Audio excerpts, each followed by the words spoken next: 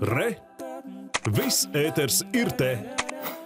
Rīgā turpmāk būs nevis viens, bet 2 vicemēri. Iespējams, šajā amatā jau šonedēļ ievēlēs Saskaņas deputātu Vadimu Baraņiku, un viņa atbildības joma varētu būt transports. Kādēļ šāds lēmums un par ko uztraucas Galvaspilsētas domes opozīcija, Māra Klūgas sižetā. Par otru priekšsēdētāju vietnieku amatu izveidošanu Rīgas domē pārsvarā debatēja opozīcijas deputāti.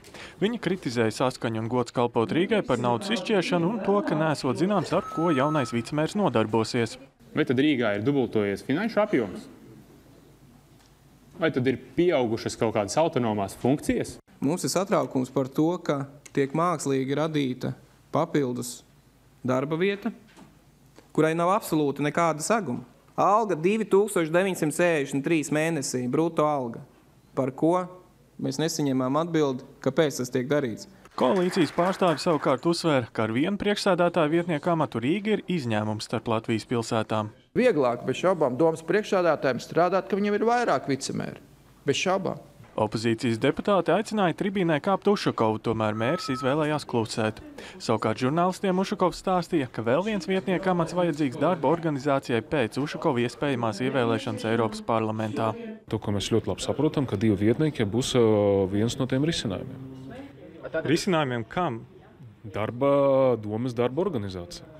Kādā veidā pēc 25. māja tiks organizēts darbs Rīgas doma, un viens no tiem posmiem ir tie 2 vietnieki.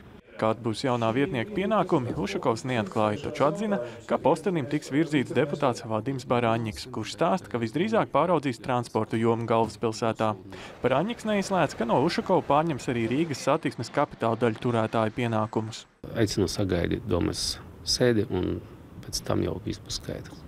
Ušakovs norādīja, ka par Baraņiku iecelšanu vicemēra amatā doma varētu lemt jau šonedēļ.